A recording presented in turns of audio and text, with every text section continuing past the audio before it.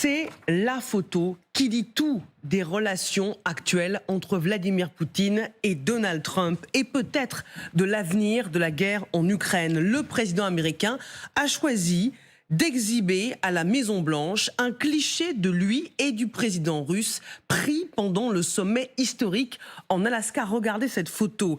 Les deux hommes côte à côte sur le tarmac de la base militaire d'Anchorage. Souvenez-vous, avec un bel encadrement doré, placardé dans la Palm Room.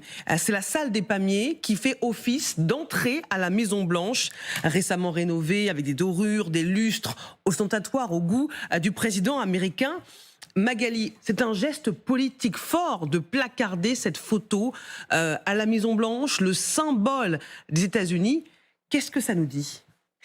Ça dit beaucoup de choses de la psychologie de Donald Trump. Ça veut dire en effet qu'il voit Vladimir Poutine comme un interlocuteur et que finalement de l'exposer comme ça à la Maison-Blanche montre qu'il veut vraiment négocier avec lui, qu'il aime se mettre en scène à ses côtés.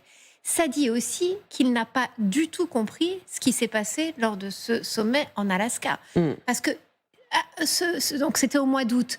Que s'est-il passé ? En fait, Vladimir Poutine a fait miroiter à Donald Trump un deal sur l'Ukraine, mais en réalité, il n'a fait dans la foulée que gagner davantage de temps pour continuer son opération militaire en Ukraine. Depuis, les négociations tentent d'être relancées, mais on voit bien que la détermination de Vladimir Poutine, elle est intacte. Elle n'a absolument pas changé. Et en fait, en affichant cette photo, Donald Trump veut essayer de faire croire que justement ce sommet de l'Alaska a été un rendez-vous diplomatique absolument essentiel et qu'il a eu raison de l'inviter ainsi sur le sol américain. La suite des événements lui a donné tort quand même, à montrer que finalement ces négociations en fait n'avaient pas pu avoir lieu parce que Vladimir Poutine restait absolument inflexible. Il n'a quand même pas compris, il n'a pas compris cela et surtout il ne veut pas le laisser dire. Donc finalement il prend le parti inverse d'afficher cette photo. Les journalistes qui sont aperçus de ça n'en revenaient pas et ont mis ça immédiatement sur les réseaux sociaux. Et c'est vrai que nous nous retrouvons à le commenter parce que c'est assez stupéfiant. Et oui, nous aussi, on a été sidérés quand on a vu ce cliché. On va partir en Russie, retrouver notre correspondant Charles Divo en direct de Moscou. Bonjour Charles. Cette photo, on le rappelle, a été offerte par Poutine à Donald Trump, placardée à l'entrée de la Maison-Blanche. Est-ce que c'est considéré comme une victoire symbolique, politique par le Kremlin ?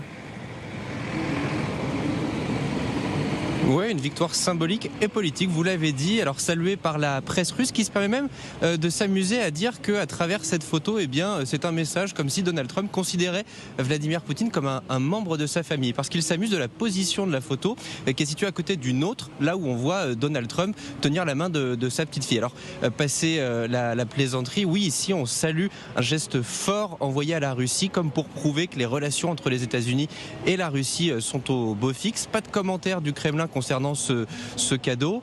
Ce qui est intéressant aussi à remarquer, c'est le changement presque d'un extrême à un autre des relations entre les deux pays. Il faut bien se rendre compte d'une chose, c'est qu'il y a un petit peu plus d'un an, avant que Donald Trump n'arrive à la Maison-Blanche, Russie et États-Unis ne s'adressaient plus la parole. L'ambassade des États-Unis ici à Moscou était fermée.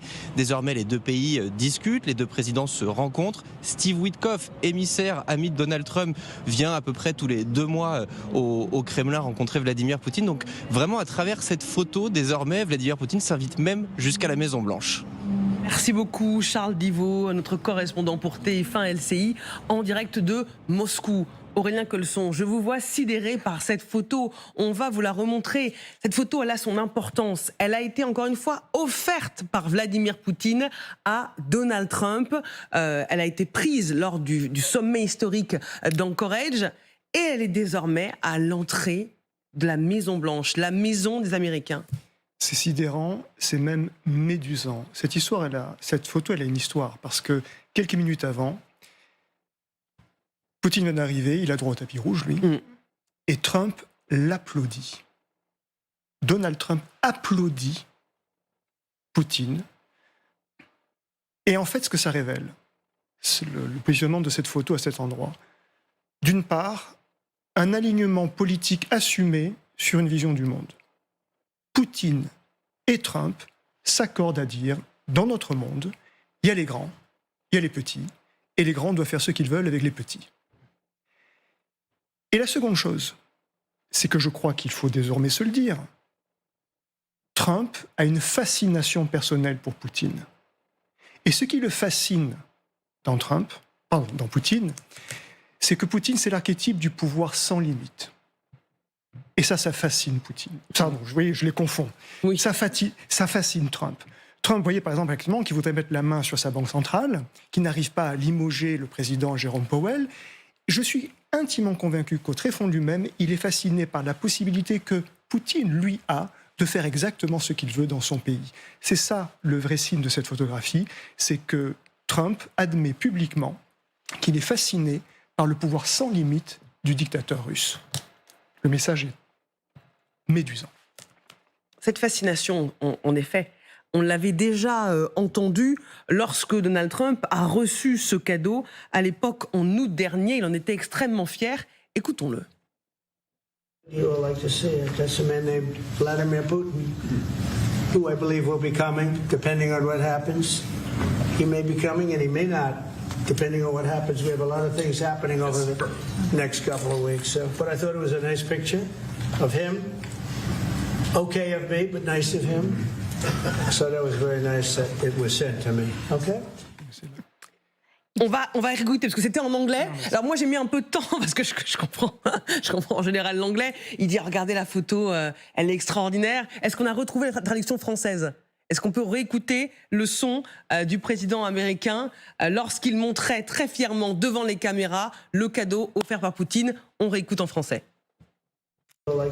Le cadeau de Vladimir Poutine. J'espère qu'il viendra ici à la Coupe du Monde. Cela dépendra de la façon dont les choses se passeront. Peut-être qu'il viendra, peut-être pas. Cela dépendra de la façon dont les choses se passeront. J'ai trouvé que c'était une belle photo de lui. Je suis pas mal non plus.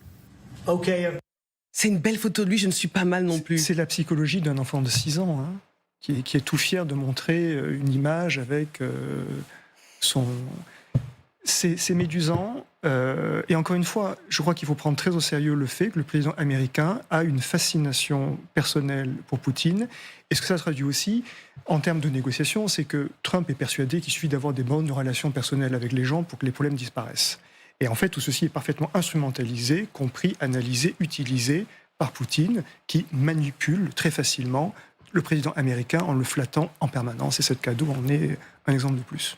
Général Chevancy, cette séquence, cette photo désormais placardée de Poutine et Trump dans la Maison-Blanche, c'est quand même un signal envoyé en pleine négociation compliquée entre Ukrainiens, Américains et Russes. Il manque le selfie, moi je trouve quand même. S'il y avait eu le selfie, ça aurait été encore mieux. Mais on est bien dans une logique effectivement de complicité. Ils sont tous les deux complices. Et tout ce qu'on en dit depuis des mois sur la politique de Trump vis-à-vis de l'Ukraine se comprend aisément par cette simple photo. Il n'y a pas besoin de parler pendant des heures. Avec cette photo, on a compris qu'ils étaient très proches l'un de l'autre. Alors, quelles qu'en soient les raisons, d'ailleurs que je partage ce que vous avez dit, hein, il y a une affinité. Bon, cette affinité, elle se vérifie tous les jours dans les échanges diplomatiques et sur la situation de l'Ukraine telle qu'elle est vue par les Américains. Voilà. Donc là, la photo est une preuve, en quelque sorte. Donc maintenant, je crois qu'il ne sert à rien de dire est-ce que Trump va essayer d'aider l'Ukraine ? Est-ce que Trump va trouver une solution ? Non, en fait, c'est Poutine qui va trouver la solution pour Trump, que Trump va soutenir, et ça renvoie ça aux Européens. Si les Européens n'ont pas compris qu'ils étaient les seuls à pouvoir régler le problème dans la mesure de leurs moyens, c'est la seule difficulté, c'est qu'ils vont perdre complètement cet enjeu sur le territoire européen. Magali Berthès, je rebondis sur ce que vient de dire le général Chevancy. On se demande si Trump va aider l'Ukraine. La réponse, elle est là. Oui, parce qu'il n'y a pas la même photo de Trump avec Zelensky à côté, hein. Ça, c'est certain. Donc oui, c'est une façon en effet d'afficher sa préférence dans le conflit. Et ça va un peu dans le sens de ce qu'on peut lire notamment dans le Financial Times ces derniers temps sur l'état d'avancée des négociations. Parce que vous savez que le week-end dernier, à Abu Dhabi, il y a eu une rencontre entre les Russes, les Ukrainiens, les Américains. Et d'après le Financial Times, Poutine ne lâche absolument rien sur le Donbass. Il veut le Donbass, la question territoriale est au cœur de tout, et il veut le Donbass dans sa totalité. Les Américains voulaient proposer et ont proposé aux Ukrainiens d'en faire une zone démilitarisée, mais d'après le quotidien anglo-saxon, les Américains seraient en train de réaliser que sans offrir le Donbass à Poutine, la guerre ne s'arrêtera pas. Ça voudrait dire que les Américains, en échange de garanties de sécurité extrêmement solides qu'ils pourraient apporter à l'Ukraine, ce serait une espèce de donnant-donnant, ils pourraient à ce moment-là ils pourraient pousser Zelensky à abandonner complètement le Donbass. Si c'est cela qui se dessine dans les négociations, ça montre à quel point, en effet, le médiateur américain pousse quand même dans un sens qui n'est absolument pas favorable aux Ukrainiens. Céder le Donbass, c'est vraiment ce que refuse Zelensky depuis le début, vu le nombre de soldats qui sont morts sur le terrain pour défendre cette région. Mais on voit que Vladimir Poutine reste absolument inflexible.